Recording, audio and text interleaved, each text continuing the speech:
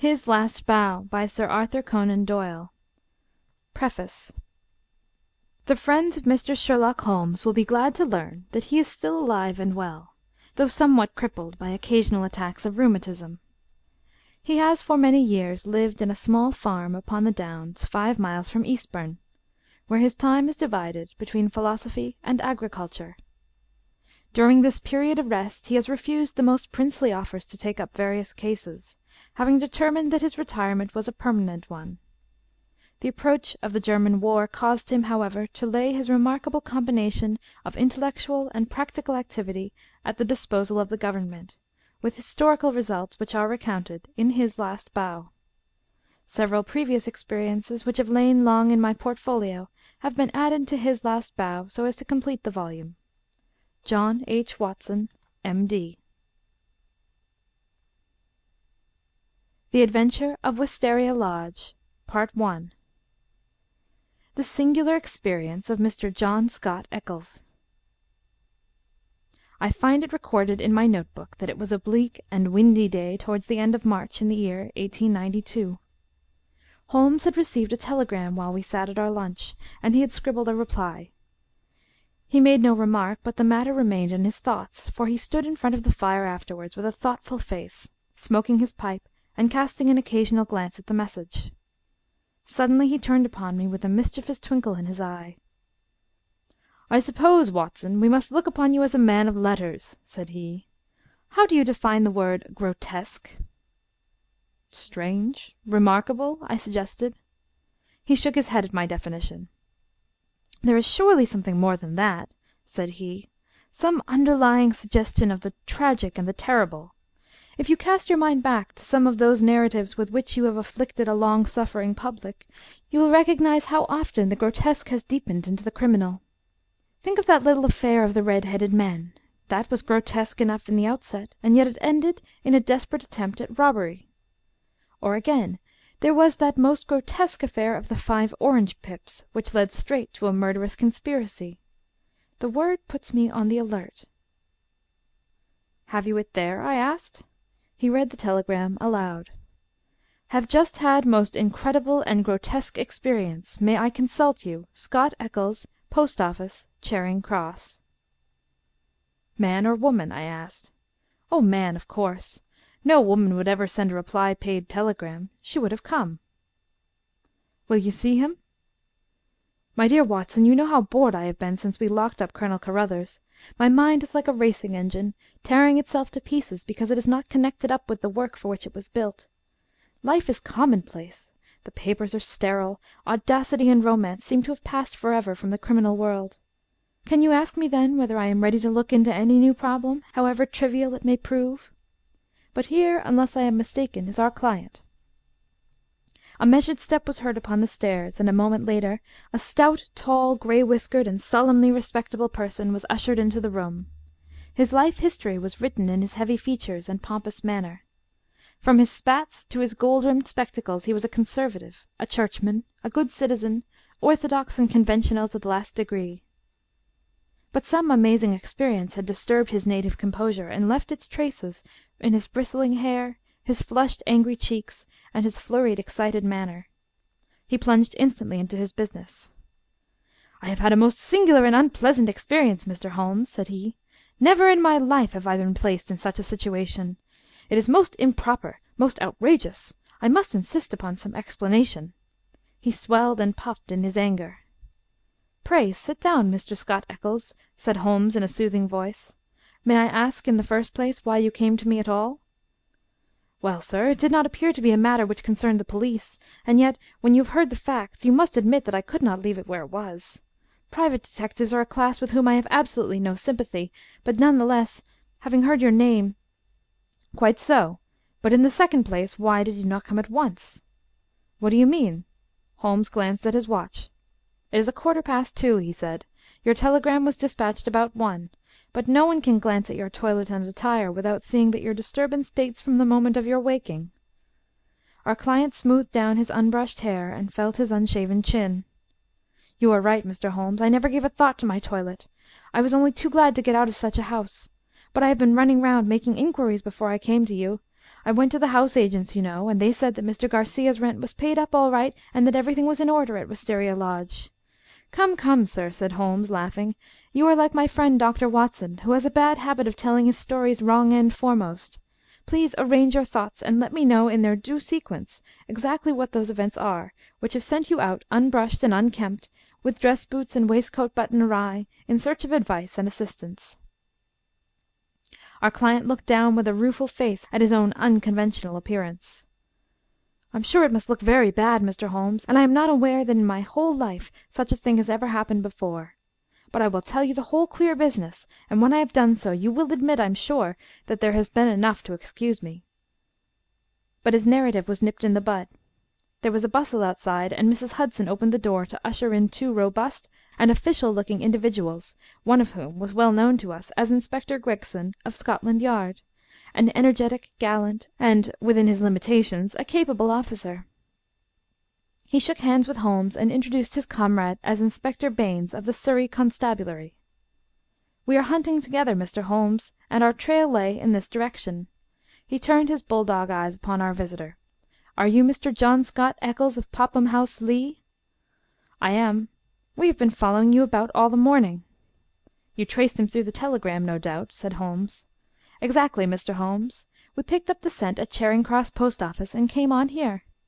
But why do you follow me? What do you want? We wish a statement, Mr. Scott Eccles, as to the events which led up to the death last night of Mr. Aloysius Garcia of Wisteria Lodge, near Esher. Our client had sat up with staring eyes, and every tinge of colour struck from his astonished face. Dead? Did you say he was dead? Yes, sir, he is dead. But how? An accident? Murder, if ever there was one upon earth. Good God, this is awful! You don't mean that I am suspected? A letter of yours was found in the dead man's pocket, and we know by it that you had planned to pass last night at his house. So I did. Oh, you did you? Out came the official notebook. Wait a bit, Gregson, said Sherlock Holmes. All you desire is a plain statement, is it not? And it is my duty to warn Mr. Scott Eccles that it may be used against him. Mr. Eccles was going to tell us about it when you entered the room. I think, Watson, a brandy and soda would do him no harm. Now, sir, I suggest that you take no notice of this addition to your audience, and that you proceed with your narrative exactly as you would have done had you never been interrupted. Our visitor had gulped off the brandy, and the colour had returned to his face. With a dubious glance at the inspector's notebook, he plunged at once into his extraordinary statement. I am a bachelor, said he, and being of a sociable turn, I cultivate a large number of friends. Among these are the family of a retired brewer called Melville, living at Albemarle Mansion, Kensington. It was at his table that I met some weeks ago a young fellow named Garcia. He was, I understood, of Spanish descent, and connected in some way with the embassy. He spoke perfect English, was pleasing in his manners, and as good-looking a man as ever I saw in my life. In some way we struck up quite a friendship, this young fellow and I. He seemed to take a fancy to me from the first, and within 2 days of our meeting he came to see me at Lee. One thing led to another, and it ended in his inviting me out to spend a few days at his house, Wisteria Lodge, between Esher and Oxshott. Yesterday evening I went to Esher to fulfil this engagement. He had described his household to me before I went there. He lived with a faithful servant, a countryman of his own, who looked after all his needs. This fellow could speak English, and did his housekeeping for him. Then there was a wonderful cook, he said, a half-breed, whom he had picked up in his travels, who could serve an excellent dinner. I remember that he remarked what a queer household it was to find in the heart of Surrey, and that I agreed with him, though it has proved a good deal queerer than I thought. I drove to the place, about 2 miles on the south side of Esher. The house was a fair-sized one, standing back from the road, with a curving drive which was banked with high evergreen shrubs. It was an old, tumble-down building in a crazy state of disrepair. When the trap pulled up on the grass-grown drive in front of the blotched and weather-stained door, I had doubts as to my wisdom in visiting a man whom I knew so slightly. He opened the door himself, however, and greeted me with a great show of cordiality. I was handed over to the manservant, a melancholy, swarthy individual, who led the way, my bag in his hand, to my bedroom. The whole place was depressing. Our dinner was tete-a-tete, and though my host did his best to be entertaining, his thoughts seemed to continually wander, and he talked so vaguely and wildly that I could hardly understand him. He continually drummed his fingers on the table, gnawed his nails, and gave other signs of nervous impatience. The dinner itself was neither well served nor well cooked, and the gloomy presence of the taciturn servant did not help to enliven us. I can assure you that many times in the course of the evening I wished that I could invent some excuse which would take me back to Lee. One thing comes back to my memory which may have a bearing upon the business that you two gentlemen are investigating. I thought nothing of it at the time. Near the end of dinner a note was handed in by the servant. I noticed that after my host had read it he seemed even more distrait and strange than before. He gave up all pretence at conversation, and sat, smoking endless cigarettes, lost in his own thoughts, but he made no remark as to the contents. About 11 I was glad to go to bed. Some time later Garcia looked in at my door — the room was dark at the time — and asked me if I had rung. I said that I had not. He apologized for having disturbed me so late, saying that it was nearly 1 o'clock. I dropped off after this, and slept soundly all night. And now I come to the amazing part of my tale. When I woke it was broad daylight. I glanced at my watch, and the time was nearly 9. I had particularly asked to be called at 8, so I was very much astonished at this forgetfulness. I sprang up and rang for the servant. There was no response. I rang again and again with the same result. Then I came to the conclusion that the bell was out of order. I huddled on my clothes and hurried downstairs in an exceedingly bad temper to order some hot water. You can imagine my surprise when I found that there was no one there. I shouted in the hall. There was no answer. Then I ran from room to room. All were deserted. My host had shown me which was his bedroom the night before, so I knocked at the door. No reply. I turned the handle and walked in. The room was empty, and the bed had never been slept in. He had gone with the rest. The foreign host, the foreign footman, the foreign cook, all had vanished in the night. That was the end of my visit to Wisteria Lodge. Sherlock Holmes was rubbing his hands and chuckling as he added this bizarre incident to his collection of strange episodes. "Your experience is, so far as I know, perfectly unique," said he. "May I ask, sir, what you did then?" "I was furious. My first idea was that I had been a victim of some absurd practical joke. I packed my things, banged the hall door behind me, and set off for Esher, with my bag in hand. I called at Allen Brothers, the chief land agents in the village, and found that it was from this firm that the villa had been rented. It struck me that the whole proceeding could hardly be for the purpose of making a fool of me, and that the main object must be to get out of the rent. It is late in March, so quarter day is at hand. But this theory would not work. The agent was obliged to me for my warning, but told me that the rent had been paid in advance. Then I made my way to town, and called at the Spanish Embassy. The man was unknown there. After this I went to see Melville, at whose house I had first met Garcia, but I found that he really knew rather less about him than I did. Finally, when I got your reply to my wire, I came out to you, since I gather that you are a person who gives advice in difficult cases. But now, Mr. Inspector, I understand from what you said when you entered the room that you can carry the story on, and that some tragedy has occurred. I can assure you that every word I have said is the truth, and that outside of what I have told you, I know absolutely nothing about the fate of this man. My only desire is to help the law in every possible way." "I am sure of it, Mr. Scott Eccles, I am sure of it," said Inspector Gregson in a very amiable tone. "I am bound to say that everything which you have said agrees very closely with the facts as they have come to our notice. For example, there was that note which arrived during dinner. Did you chance to observe what became of it?" "Yes, I did. Garcia rolled it up and threw it into the fire." "What do you say to that, Mr. Baynes?" The country detective was a stout, puffy, red man, whose face was only redeemed from grossness by 2 extraordinarily bright eyes, almost hidden behind the heavy creases of cheek and brow. With a slow smile he drew a folded and discoloured scrap of paper from his pocket. "It was a dog grate, Mr. Holmes, and he overpitched it. I picked this out unburned from the back of it." Holmes smiled his appreciation. "You must have examined the house very carefully to find a single pellet of paper." "I did, Mr. Holmes. It's my way. Shall I read it, Mr. Gregson?" The Londoner nodded. "The note is written upon ordinary cream-laid paper without watermark. It is a quarter sheet. The paper is cut off in 2 snips with short-bladed scissors. It has been folded over 3 times and sealed with purple wax, put on hurriedly and pressed down with some flat oval object. It is addressed to Mr. Garcia, Wisteria Lodge. It says, 'Our own colours, green and white. Green open, white shut. Main stair, First corridor, 7th right, green baize. Godspeed, D. It is a woman's writing, done with a sharp-pointed pen, but the address is either done with another pen or by someone else. It is thicker and bolder, as you see." "A very remarkable note," said Holmes, glancing it over.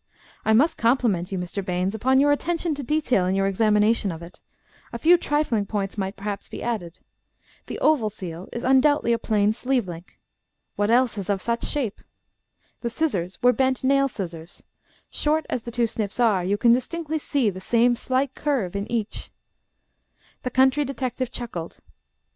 "I thought I had squeezed all the juice out of it, but I see there was a little over," he said. "I'm bound to say that I make nothing of the note except that there was something on hand, and that a woman, as usual, was at the bottom of it." Mr. Scott Eccles had fidgeted in his seat during this conversation. "I am glad you found the note, since it corroborates my story," said he. "But I beg to point out that I have not yet heard what has happened to Mr. Garcia, nor what has become of his household." "As to Garcia," said Gregson, "that is easily answered. He was found dead this morning upon Oxshott Common, nearly a mile from his home. His head had been smashed to pulp by heavy blows of a sand-bag or some such instrument, which had crushed rather than wounded. It is a lonely corner, and there is no house within a quarter-mile of the spot. He had apparently been struck down first from behind, but his assailant had gone on beating him long after he was dead. It was a most furious assault. There are no footsteps nor any clue to the criminals." "Robbed?" "No, there was no attempt at robbery." "This is very painful and terrible," said Mr. Scott Eccles in a querulous voice. "But it is really uncommonly hard upon me. I had nothing to do with my host going off upon a nocturnal excursion and meeting so sad an end. How do I come to be mixed up with the case?" "Very simply, sir," Inspector Baynes answered. "The only document found in the pocket of the deceased was a letter from you saying that you would be with him on the night of his death. It was the envelope of this letter which gave us the dead man's name and address. It was after 9 this morning when we reached his house and found neither you nor anyone else inside it. I wired to Mr. Gregson to run you down in London while I examined Wisteria Lodge. Then I came into town, joined Mr. Gregson, and here we are." "I think now," said Gregson, rising, "we had better put this matter into an official shape. You will come round with us to the station, Mr. Scott Eccles, and let us have your statement in writing." "Certainly, I will come at once. But I retain your services, Mr. Holmes. I desire you to spare no expense and no pains to get at the truth." My friend turned to the county inspector. "I suppose that you have no objection to my collaborating with you, Mr. Baynes?" "Highly honoured, sir, I'm sure." "You appear to have been very prompt and businesslike in all that you have done. Was there any clue, may I ask, as to the exact hour that the man met his death?" "He had been there since 1 o'clock. There was rain about that time, and his death had certainly been before the rain." "But that is perfectly impossible, Mr. Baynes," cried our client. "His voice is unmistakable. I could swear to it that it was he who addressed me in my bedroom at that very hour." "Remarkable, but by no means impossible," said Holmes, smiling. "You have a clue?" asked Gregson. "On the face of it, the case is not a very complex one, though it certainly presents some novel and interesting features. A further knowledge of facts is necessary before I would venture to give a final and definite opinion. By the way, Mr. Baynes, did you find anything remarkable besides this note in your examination of the house?" The detective looked at my friend in a singular way. "There were," said he, "one or two very remarkable things. Perhaps when I have finished at the police station you would care to come out and give me your opinion of them." "I am entirely at your service," said Sherlock Holmes, ringing the bell. "You will show these gentlemen out, Mrs. Hudson, and kindly send the boy with this telegram. He is to pay a 5-shilling reply." We sat for some time in silence after our visitors had left. Holmes smoked hard, with his brows drawn down over his keen eyes, and his head thrust forward in the eager way characteristic of the man. "Well, Watson," he asked, turning suddenly upon me, "what do you make of it?" "I can make nothing of this mystification of Scott Eccles." "But the crime?" "Well, taken with the disappearance of the man's companions, I should say that they were in some way concerned in the murder, and had fled from justice." "That is certainly a possible point of view. On the face of it, you must admit, however, that it is very strange that his 2 servants should have been in a conspiracy against him, and should have attacked him on the one night when he had a guest. They had him alone at their mercy every other night in the week." "Then why did they fly?" "Quite so. Why did they fly? There is a big fact. Another big fact is the remarkable experience of our client, Scott Eccles. Now, my dear Watson, is it beyond the limits of human ingenuity to furnish an explanation which would cover both these big facts? If it were one which would also admit of the mysterious note with its very curious phraseology, why, then it would be worth accepting as a temporary hypothesis. If the fresh facts which come to our knowledge all fit themselves into the scheme, then our hypothesis may gradually become a solution. But what is our hypothesis? Holmes leaned back in his chair with half-closed eyes. You must admit, my dear Watson, that the idea of a joke is impossible. There were grave events afoot, as the sequel showed, and the coaxing of Scott Eccles to Wisteria Lodge had some connection with them.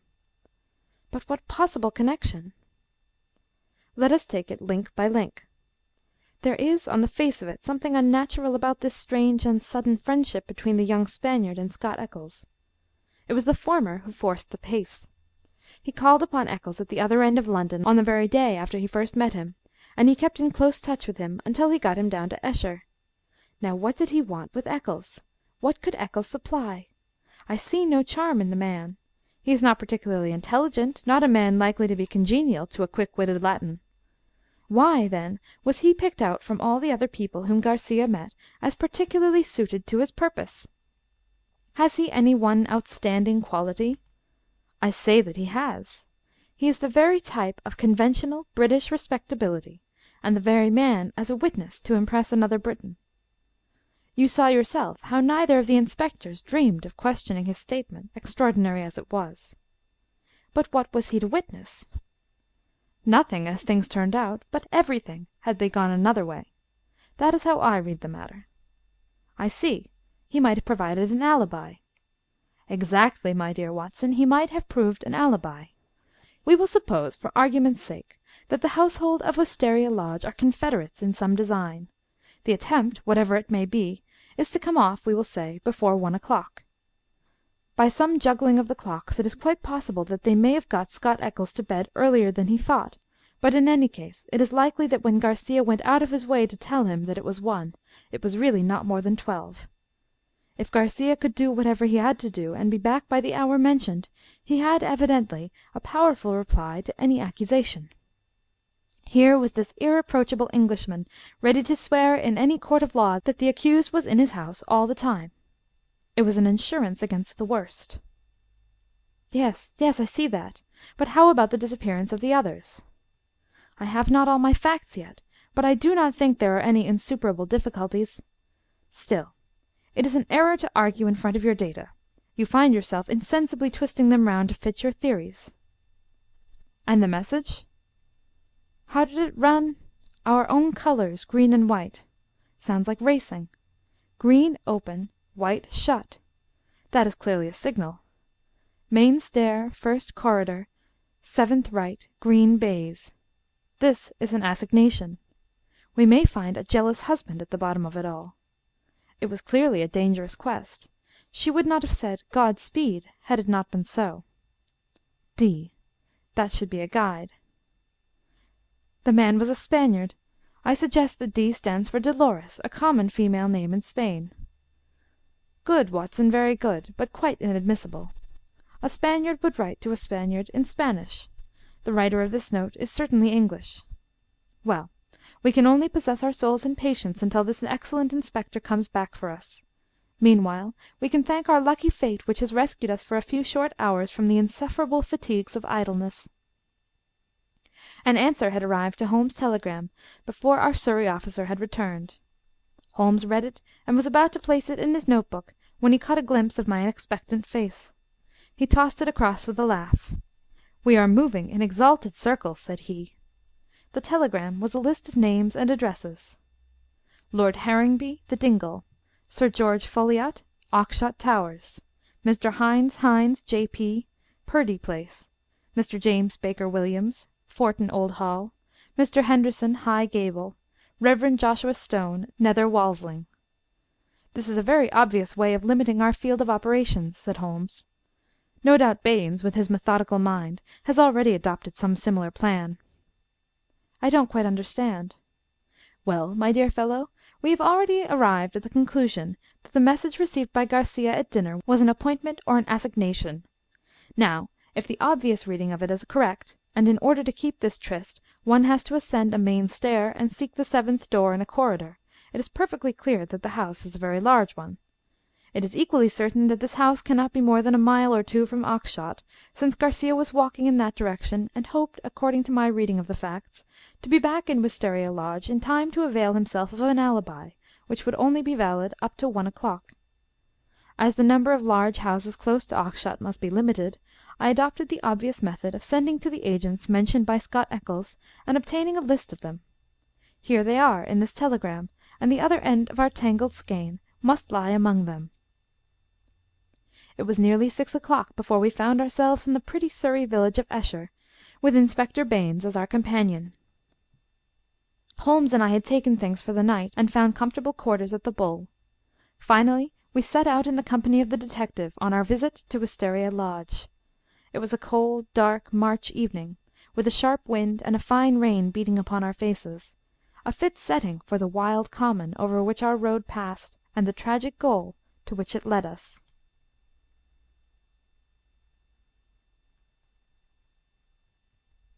His Last Bow, by Sir Arthur Conan Doyle. The Adventure of Wisteria Lodge, Part II. The Tiger of San Pedro. A cold and melancholy walk of a couple of miles brought us to a high wooden gate, which opened into a gloomy avenue of chestnuts. The curved and shadowed drive led us to a low, dark house, pitch black against a slate-coloured sky. From the front window upon the left of the door there peeped a glimmer of feeble light. "There's a constable in possession," said Baines. "I'll knock at the window." He stepped across the grass plot and tapped with his hand on the pane. Through the fogged glass I dimly saw a man spring up from a chair beside the fire, and heard a sharp cry from within the room. An instant later a white-faced, hard-breathing policeman had opened the door, the candle wavering in his trembling hand. "What's the matter, Walters?" asked Baines sharply. The man mopped his forehead with his handkerchief and gave a long sigh of relief. "I'm glad you have come, sir. It's been a long evening, and I don't think my nerve is as good as it was." "Your nerve, Walters? I should not have thought you had a nerve in your body." "Well, sir, it's this lonely, silent house, and the queer thing in the kitchen. Then when you tapped at the window I thought it had come again." "That what had come again?" "The devil, sir, for all I know. It was at the window." "What was at the window? And when?" "It was just about 2 hours ago. The light was fading. I was sitting reading in the chair. I don't know what made me look up, but there was a face looking in at me through the lower pane. Lord, sir, what a face it was! I'll see it in my dreams." "Tut, tut, Walters, this is not talk for a police constable." "I know, sir, I know. But it shook me, sir, and there's no use to deny it. It wasn't black, sir, nor was it white, nor any colour that I knew, but a kind of queer shade, like clay with a splash of milk in it. Then there was the size of it. It was twice yours, sir, and the look of it, the great staring goggle eyes, and the line of white teeth like a hungry beast. I tell you, sir, I couldn't move a finger, nor get my breath till it whisked away and was gone. Out I ran and through the shrubbery, but thank God there was no one there." "If I didn't know you were a good man, Walters, I should put a black mark against you for this. If it were the devil himself, a constable on duty should never thank God that he could not lay hands upon him. I suppose the whole thing is not a vision and a touch of nerves." "That, at least, is very easily settled," said Holmes, lighting his little pocket lantern. "Yes," he reported, after a short examination of the grass bed. "A number 12 shoe, I should say. If he was all on the same scale as his foot, he must certainly have been a giant." "What became of him?" "He seems to have broken through the shrubbery and made for the road." "Well," said the inspector, with a grave and thoughtful face, "whoever he may have been, and whatever he may have wanted, he's gone for the present, and we have more immediate things to attend to. Now, Mr. Holmes, with your permission, I will show you round the house." The various bedrooms and sitting rooms had yielded nothing to a careful search. Apparently the tenants had brought little or nothing with them, and all the furniture, down to the smallest details, had been taken over with the house.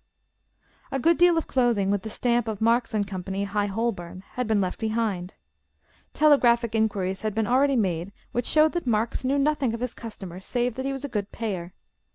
Odds and ends, some pipes, a few novels, 2 of them in Spanish, an old-fashioned pin-fire revolver, and a guitar were among the personal property. "Nothing in all this," said Baynes, stalking, candle in hand, from room to room. "But now, Mr. Holmes, I invite your attention to the kitchen." It was a gloomy, high-ceilinged room at the back of the house, with a straw litter in one corner, which served apparently as a bed for the cook. The table was piled with half-eaten dishes and dirty plates, the debris of last night's dinner. "Look at this," said Baynes. "What do you make of it?" He held up his candle before an extraordinary object which stood at the back of the dresser. It was so wrinkled and shrunken and withered that it was difficult to say what it might have been. One could but say that it was black and leathery, and that it bore some resemblance to a dwarfish human figure. At first, as I examined it, I thought that it was a mummified negro baby, and then it seemed a very twisted and ancient monkey. Finally, I was left in doubt as to whether it was animal or human. A double band of white shells was strung round the centre of it. Very interesting indeed," said Holmes, peering at the sinister relic. "Anything more?" In silence Baynes led the way to the sink and held forward his candle. The limbs and body of some large white bird, torn savagely to pieces with the feathers still on, were littered all over it. Holmes pointed to the wattles on the severed head. "A white cock," said he. "Most interesting. It is really a very curious case." But Mr. Baynes had kept his most sinister exhibit to the last. From under the sink he drew a zinc pail which contained a quantity of blood. Then from the table he took a platter heaped with small pieces of charred bone. "Something has been killed, and something has been burned. We raked all these out of the fire. We had a doctor in this morning. He says that they are not human." Holmes smiled and rubbed his hands. "I must congratulate you, Inspector, on handling so distinctive and instructive a case. Your powers, if I may say so without offence, seem superior to your opportunities." Inspector Baynes's small eyes twinkled with pleasure. "You're right, Mr. Holmes. We stagnate in the provinces. A case of this sort gives a man a chance, and I hope that I shall take it. What do you make of these bones?" "A lamb, I should say, or a kid." "And the white cock?" "Curious, Mr. Baynes, very curious. I should say almost unique." "Yes, sir, there must have been some very strange people with some very strange ways in this house. One of them is dead. Did his companions follow and kill him? If they did, we should have them, for every port is watched. But my own views are different. Yes, sir, my own views are very different." "You have a theory, then?" "And I'll work it myself, Mr. Holmes. It's only due to my own credit to do so. Your name is made, but I have still to make mine. I should be glad to be able to say afterwards that I had solved it without your help." Holmes laughed good-humouredly. "Well, well, Inspector," said he, "do you follow your path, and I will follow mine. My results are always very much at your service if you care to apply to me for them. I think that I have seen all that I wish in this house, and that my time may be more profitably employed elsewhere. Au revoir, and good luck." I could tell by numerous subtle signs, which might have been lost upon anyone but myself, that Holmes was on a hot scent. As impassive as ever to the casual observer, there were none the less a subdued eagerness and a suggestion of tension in his brightened eyes and brisker manner which assured me that the game was afoot. After his habit he said nothing, and after mine I asked no questions. Sufficient for me to share the sport and lend my humble help to the capture without distracting that intent brain with needless interruption. All would come round to me in due time. I waited, therefore, but to my ever-deepening disappointment I waited in vain. Day succeeded day, and my friend took no step forward. One morning he spent in town, and I learned from a casual reference that he had visited the British Museum. Save for this one excursion, he spent his days in long and often solitary walks, or in chatting with a number of village gossips whose acquaintance he had cultivated. "I'm sure, Watson, a week in the country will be invaluable to you," he remarked. "It is very pleasant to see the first green shoots upon the hedges, and the catkins on the hazels once again. With a spud, a tin box, and an elementary book on botany, there are instructive days to be spent here." He prowled about with this equipment himself, but it was a poor show of plants which he would bring back of an evening. Occasionally in our rambles we came across Inspector Baynes. His fat red face wreathed itself in smiles, and his small eyes glittered as he greeted my companion. He said little about the case, but from that little we gathered that he also was not dissatisfied at the course of events. I must admit, however, that I was somewhat surprised when, some 5 days after the crime, I opened my morning paper to find in large letters, "The Oxshott Mystery. A solution. Arrest of supposed assassin. Holmes sprang in his chair as if he had been stung when I read the headlines. "By Jove!" he cried. "You don't mean that Baines has got him?" "Apparently," said I, as I read the following report: "Great excitement was caused in Esher and the neighbouring district, when it was learned late last night that an arrest had been effected in connection with the Oxshott murder. It will be remembered that Mr. Garcia, of Wisteria Lodge, was found dead on Oxshott Common, his body showing signs of extreme violence, and that on the same night his servant and his cook fled, which appeared to show their participation in the crime. It was suggested, but never proved, that the deceased gentlemen may have had valuables in the house, and that their abstraction was the motive of the crime. Every effort was made by Inspector Baines, who has the case in hand, to ascertain the hiding place of the fugitives, and he had good reason to believe that they had not gone far, but were lurking in some retreat which had been already prepared. It was certain from the first, however, that they would eventually be detected, as the cook, from the evidence of one or two tradespeople who have caught a glimpse of him through the window, was a man of most remarkable appearance, being a huge and hideous mulatto, with yellowish features of a pronounced negroid type. This man has been seen since the crime, for he was detected and pursued by Constable Walters on the same evening, when he had the audacity to revisit Wisteria Lodge. Inspector Baines, considering that such a visit must have some purpose in view, and was likely therefore to be repeated, abandoned the house, but left an ambuscade in the shrubbery. The man walked into the trap, and was captured last night after a struggle in which Constable Downing was badly bitten by the savage. We understand that when the prisoner is brought before the magistrates, a remand will be applied for by the police, and that great developments are hoped from his capture." "Really, we must see Baines at once," cried Holmes, picking up his hat. "We will just catch him before he starts." We hurried down the village street, and found, as we had expected, that the inspector was just leaving his lodgings. "You've seen the paper, Mr. Holmes?" he asked, holding one out to us. "Yes, Baines, I've seen it. Pray don't think it a liberty if I give you a word of friendly warning." "Of warning, Mr. Holmes?" "I have looked into this case with some care, and I am not convinced that you are on the right lines. I don't want you to commit yourself too far unless you are sure." "You're very kind, Mr. Holmes. I assure you I speak for your good." It seemed to me that something like a wink quivered for an instant over one of Mr. Baines's tiny eyes. "We agreed to work on our own lines, Mr. Holmes. That's what I'm doing." "Oh, very good," said Holmes. "Don't blame me." "No, sir. I believe you mean well by me, but we all have our own systems, Mr. Holmes. You have yours, and maybe I have mine. Let us say no more about it." "You're welcome always to my news. This fellow is a perfect savage, as strong as a cart horse and as fierce as the devil. He chewed Downing's thumb nearly off before they could master him. He hardly speaks a word of English, and we can get nothing out of him but grunts." "And you think you have evidence that he murdered his late master?" "I didn't say so, Mr. Holmes. I didn't say so. We all have our little ways. You try yours, and I will try mine. That's the agreement."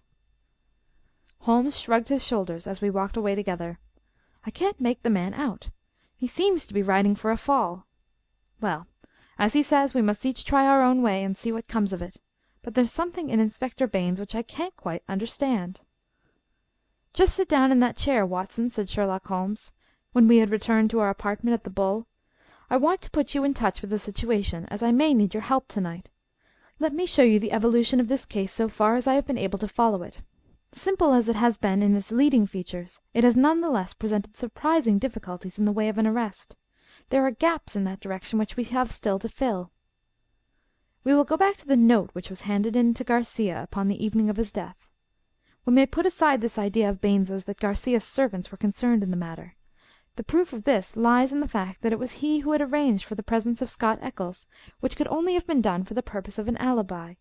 It was Garcia, then, who had an enterprise, and apparently a criminal enterprise, in hand that night in the course of which he met his death. I say criminal because only a man with a criminal enterprise desires to establish an alibi. Who, then, is most likely to have taken his life? Surely the person against whom the criminal enterprise was directed. So far it seems to me that we are on safe ground. We can now see a reason for the disappearance of Garcia's household. They were all confederates in the same unknown crime. If it came off when Garcia returned, any possible suspicion would be warded off by the Englishman's evidence, and all would be well. But the attempt was a dangerous one, and if Garcia did not return by a certain hour, it was probable that his own life had been sacrificed. It had been arranged, therefore, that in such a case his two subordinates were to make for some prearranged spot where they could escape investigation and be in a position afterwards to renew their attempt. That would fully explain the facts, would it not? The whole inexplicable tangle seemed to straighten out before me. I wondered, as I always did, how it had not been obvious to me before. But why should one servant return? We can imagine that in the confusion of flight something precious, something which he could not bear to part with, had been left behind. That would explain his persistence, would it not? Well, what is the next step? The next step is the note received by Garcia at the dinner. It indicates a confederate at the other end. Now, where was the other end? I have already shown you that it could only lie in some large house, and that the number of large houses is limited. My first days in this village were devoted to a series of walks in which, in the intervals of my botanical researches, I made a reconnaissance of all the large houses, and an examination of the family history of the occupants. One house, and only one, riveted my attention. It is the famous old Jacobean Grange of High Gable, 1 mile on the farther side of Oxshott, and less than half a mile from the scene of the tragedy. The other mansions belong to prosaic and respectable people who live far aloof from romance. But Mr. Henderson of High Gable was by all accounts a curious man to whom curious adventures might befall. I concentrated my attention, therefore, upon him and his household. A singular set of people, Watson, the man himself the most singular of them all. I managed to see him on a plausible pretext, but I seemed to read in his dark, deep-set brooding eyes that he was perfectly aware of my true business. He is a man of 50, strong, active, with iron-grey hair, great bunched black eyebrows, the step of a deer, and the air of an emperor. A fierce, masterful man, with a red-hot spirit behind his parchment face. He is either a foreigner, or has lived long in the tropics, for he is yellow and sapless, but tough as a whipcord. His friend and secretary, Mr. Lucas, is undoubtedly a foreigner, chocolate-brown, wily, suave, and cat-like, with a poisonous gentleness of speech. You see, Watson, we have come already upon 2 sets of foreigners, one at Wisteria Lodge and one at High Gable, so our gaps are beginning to close. These 2 men, close and confidential friends, are the centre of the household, but there is one other person, who for our immediate purpose may be even more important. Henderson has 2 children, girls of 11 and 13. Their governess is a Miss Burnett, an Englishwoman of 40 or thereabouts. There is also one confidential manservant. This little group forms the real family, for they travel about together, and Henderson is a great traveller, always on the move. It is only within the last few weeks that he has returned, after a year's absence, to High Gable. I may add that he is enormously rich, and whatever his whims may be, he can very easily satisfy them. For the rest, his house is full of butlers, footmen, maidservants, and the usual overfed, underworked staff of a large English country house. So much I learned partly from village gossip and partly from my own observation. There are no better instruments than discharged servants with a grievance, and I was lucky enough to find one. I call it luck, but it would not have come my way had I not been looking out for it. As Baines remarks, we all have our systems. It was my system which enabled me to find John Warner, late gardener of High Gable, sacked in a moment of temper by his imperious employer. He, in turn, had friends among the indoor servants, who unite in their fear and dislike of their master. So I had my key to the secrets of the establishment. Curious people, Watson. I don't pretend to understand it all yet, but very curious people anyway. It's a double-winged house, and the servants live on one side, the family on the other. There's no link between the two, save for Henderson's own servant, who serves the family's meals. Everything is carried to a certain door which forms the one connection. Governess and children hardly go out at all, except into the garden. Henderson never by any chance walks alone. His dark secretary is like his shadow. The gossip among the servants is that their master is terribly afraid of something. Sold his soul to the devil in exchange for money, says Warner, and expects his creditors to come up and claim his own. Where they came from, or who they are, nobody has an idea. They are very violent. Twice Henderson has lashed at folk with his dog-whip, and only his long purse and heavy compensation have kept him out of the courts. Well now, Watson, let us judge the situation by this new information. We may take it that the letter came out of this strange household, and was an invitation to Garcia to carry out some attempt which had already been planned. Who wrote the note? It was some one within the citadel, and it was a woman. Who, then, but Miss Burnett, the governess? All our reasoning seems to point that way. At any rate, we may take it as a hypothesis, and see what consequences it would entail. I may add that Miss Burnett's age and character make it certain that my first idea, that there might be a love interest in our story, is out of the question. If she wrote the note, she was presumably the friend and confederate of Garcia. What, then, might she be expected to do if she heard of his death? If he met it in some nefarious enterprise, her lips might be sealed. Still, in her heart she must retain bitterness and hatred against those who had killed him, and would presumably help, so far as she could, to have revenge upon them. Could we see her, then, and try to use her? That was my first thought. But now we come to a sinister fact. Miss Burnett has not been seen by any human eye since the night of the murder. From that evening she has utterly vanished. Is she alive? Has she perhaps met her end on the same night as the friend whom she had summoned? Or is she merely a prisoner? There is the point which we still have to decide. You will appreciate the difficulty of the situation, Watson. There is nothing upon which we can apply for a warrant. Our whole scheme might seem fantastic if laid before a magistrate. The woman's disappearance counts for nothing, since in that extraordinary household any member of it might be invisible for a week. And yet she may at the present moment be in danger of her life. All I can do is to watch the house and leave my agent, Warner, on guard at the gates. We can't let such a situation continue. If the law can do nothing, we must take the risk ourselves." "What do you suggest?" "I know which is her room. It is accessible from the top of an outhouse. My suggestion is that you and I go to-night and see if we can strike at the very heart of the mystery." It was not, I must confess, a very alluring prospect. The old house, with its atmosphere of murder, the singular and formidable inhabitants, the unknown dangers of the approach, and the fact that we were putting ourselves legally in a false position, all combined to damp my ardour. But there was something in the ice-cold reasoning of Holmes which made it impossible to shrink from any adventure which he might recommend. One knew that thus, and only thus, could a solution be found. I clasped his hand in silence, and the die was cast. But it was not destined that our investigation should have so adventurous an ending. It was about 5 o'clock, and the shadows of the March evening were beginning to fall, when an excited rustic rushed into our room. "They've gone, Mr. Holmes! They went by the last train! The lady broke away, and I've got her in a cab downstairs." "Excellent, Warner!" cried Holmes, springing to his feet. "Watson, the gaps are closing rapidly." In the cab was a woman, half collapsed from nervous exhaustion. She bore upon her aquiline and emaciated face the traces of some recent tragedy. Her head hung listlessly upon her breast, but as she raised it and turned her dull eyes upon us, I saw that her pupils were dark dots in the centre of the broad grey iris. She was drugged with opium. "I watched at the gate, same as you advised, Mr. Holmes," said our emissary, the discharged gardener.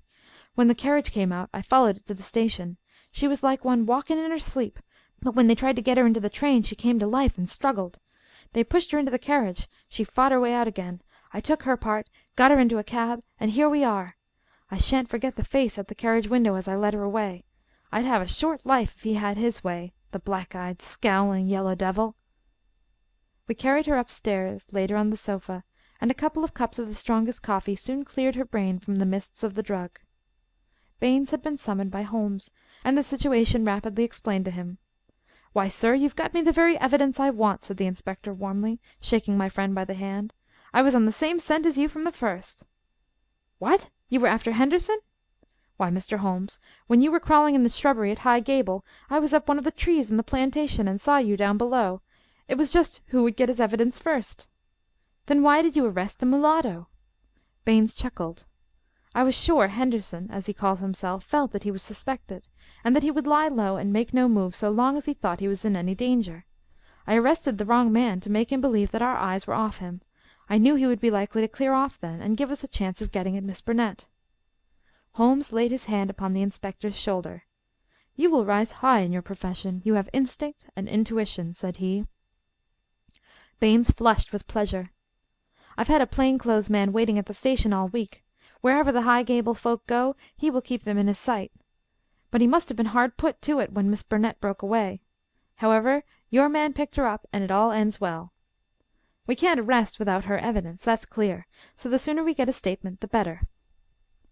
"Every minute she gets stronger," said Holmes, glancing at the governess. "But tell me, Baines, who is this man Henderson?" "Henderson," the inspector answered, "is Don Murillo, once called the Tiger of San Pedro." The Tiger of San Pedro! The whole history of the man came back to me in a flash. He had made his name as the most lewd and bloodthirsty tyrant that had ever governed any country with a pretence to civilization. Strong, fearless, and energetic, he had sufficient virtue to enable him to impose his odious vices upon a cowering people for 10 or 12 years. His name was a terror through all Central America. At the end of that time there was a universal rising against him. But he was as cunning as he was cruel, and at the first whisper of coming trouble he had secretly conveyed his treasures aboard a ship which was manned by devoted adherents. It was an empty palace which was stormed by the insurgents next day. The dictator, his 2 children, his secretary, and his wealth had all escaped them. From that moment he had vanished from the world, and his identity had been a frequent subject for comment in the European press.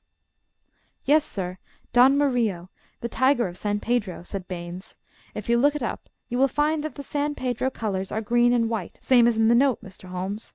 Henderson he called himself, but I traced him back, Paris and Rome and Madrid to Barcelona, where his ship came in '86. They've been looking for him all the time for their revenge, but it is only now that they have begun to find him out." "They discovered him a year ago," said Miss Burnett, who had sat up and was now intently following the conversation. "Once already his life has been attempted, but some evil spirit shielded him. Now again it is the noble, chivalrous Garcia who has fallen, while the monster goes safe. But another will come, and yet another, until some day justice will be done. That is as certain as the rise of tomorrow's sun." Her thin hands clenched, and her worn face blanched with the passion of her hatred. "But how come you into this matter, Miss Burnett?" asked Holmes. "How can an English lady join in such a murderous affair?" "I join in it because there is no other way in the world by which justice can be gained. What does the law of England care for the rivers of blood shed years ago in San Pedro, or for the shipload of treasure which this man had stolen? To you they are like crimes committed in some other planet. But we know. We have learned the truth in sorrow and in suffering. To us there is no fiend in hell like Juan Murillo, and no peace in life while his victims still cry for vengeance." "No doubt," said Holmes. "He was as you say. I have heard that he was atrocious. But how are you affected?" "I will tell you it all. This villain's policy was to murder, on one pretext or another, every man who showed such promise that he might in time come to be a dangerous rival. My husband yes, my real name is Signora Victor Durando was the San Pedro minister in London. He met me and married me there. A nobler man never lived upon the earth. Unhappily, Murillo heard of his excellence, recalled him on some pretext, and had him shot. With a premonition of his fate, he had refused to take me with him. His estates were confiscated, and I was left with a pittance and a broken heart. Then came the downfall of the tyrant. He escaped as you have just described. But the many whose lives he had ruined, whose nearest and dearest had suffered torture and death at his hands, would not let the matter rest. They banded themselves into a society which should never be dissolved until the work was done. It was my part, after we had discovered in the transformed Henderson the fallen despot, to attach myself to his household and keep the others in touch with his movements. This I was able to do by securing the position of governess in his family. He little knew that the woman who faced him at every meal was the woman whose husband he had hurried at an hour's notice into eternity. I smiled on him, did my duty to his children, and bided my time. An attempt was made in Paris and failed. We zigzagged swiftly here and there over Europe to throw off the pursuers, and finally returned to this house, which he had taken upon his first arrival in England. But here also the ministers of justice were waiting. Knowing that he would return there, Garcia, who was the son of the former highest dignitary in San Pedro, was waiting with 2 trusty companions of humble station, all 3 fired with the same reasons for revenge.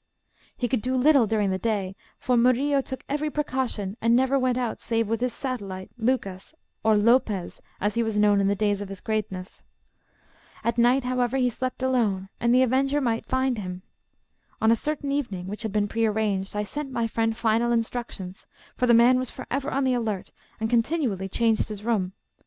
I was to see that the doors were open, and the signal of a green or white light in a window which faced the drive was to give notice if all was safe, or if the attempt had better be postponed. But everything went wrong with us. In some way I had excited the suspicion of Lopez, the secretary. He crept up behind me and sprang upon me just as I had finished the note. He and his master dragged me to my room and held judgment upon me as a convicted traitress. Then and there they would have plunged their knives into me, could they have seen how to escape the consequences of the deed. Finally, after much debate, they concluded that my murder was too dangerous. But they determined to get rid for ever of Garcia. They had gagged me, and Murillo twisted my arm round until I gave him the address. I swear that he might have twisted it off had I understood what it would mean to Garcia. Lopez addressed the note which I had written, sealed it with his sleeve link, and sent it by the hand of the servant, José. How they murdered him I do not know, save that it was Murillo's hand who struck him down, for Lopez had remained to guard me.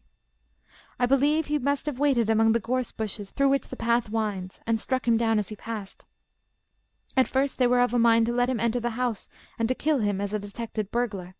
But they argued that if they were mixed up in an inquiry, their own identity would at once be publicly disclosed, and they would be open to further attacks. With the death of Garcia, the pursuit might cease, since such a death might frighten others from the task.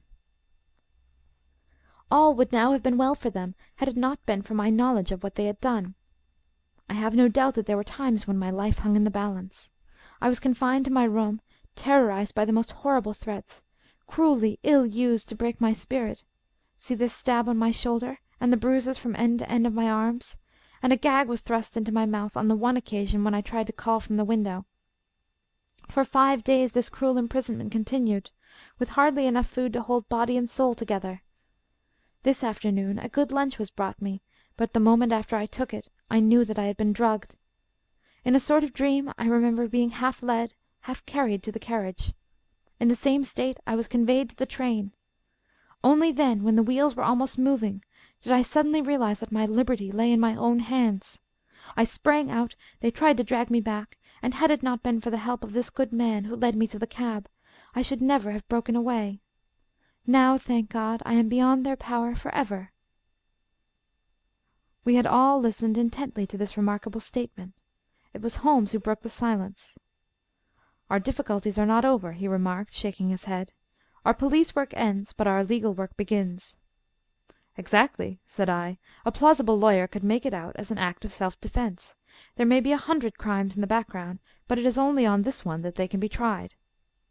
"Come, come," said Baynes cheerily. "I think better of the law than that. Self-defense is one thing. To entice a man in cold blood with the object of murdering him is another, whatever danger you may fear from him. No, no, we shall all be justified when we see the tenants of High Gable at the next Guildford assizes." It is a matter of history, however, that a little time was still to elapse before the tiger of San Pedro should meet with his deserts. Wily and bold, he and his companion threw their pursuer off their track by entering a lodging-house in Edmonton Street, and leaving by the back gate into Curzon Square. From that day they were seen no more in England. Some 6 months afterwards, the Marquess of Montalva and Signor Rulli, his secretary, were both murdered in their rooms at the Hotel Escurial at Madrid. The crime was ascribed to Nihilism, and the murderers were never arrested. Inspector Baynes visited us at Baker Street with a printed description of the dark face of the secretary, and of the masterful features, the magnetic black eyes, and the tufted brows of his master. We could not doubt that justice, if belated, had come at last. "A chaotic case, my dear Watson," said Holmes over an evening pipe. "It will not be possible for you to present it in that compact form which is dear to your heart. It covers 2 continents, concerns 2 groups of mysterious persons, and is further complicated by the highly respectable presence of our friend Scott Eccles, whose inclusion shows me that the deceased Garcia had a scheming mind and a well-developed instinct of self-preservation. It is remarkable only for the fact that amid a perfect jungle of possibilities, we, with our worthy collaborator, the inspector, have kept our close hold on the essentials, and so been guided along the crooked and winding path. Is there any point which is not quite clear to you? The object of the mulatto cook's return? I think that the strange creature in the kitchen may account for it. The man was a primitive savage from the backwoods of San Pedro, and this was his fetish. When his companion and he had fled to some prearranged retreat, already occupied no doubt by a confederate, the companion had persuaded him to leave so compromising an article of furniture; but the mulatto's heart was with it, and he was driven back to it next day, when, on reconnoitring through the window, he found Policeman Walters in possession. He waited 3 days longer, and then his piety or his superstition drove him to try once more. Inspector Baynes, who, with his usual astuteness, had minimized the incident before me, had really recognized its importance, and left a trap into which the creature walked.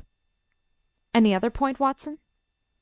The torn bird, the pail of blood, the charred bones, and all the mystery of that weird kitchen? Holmes smiled as he turned up an entry in his notebook.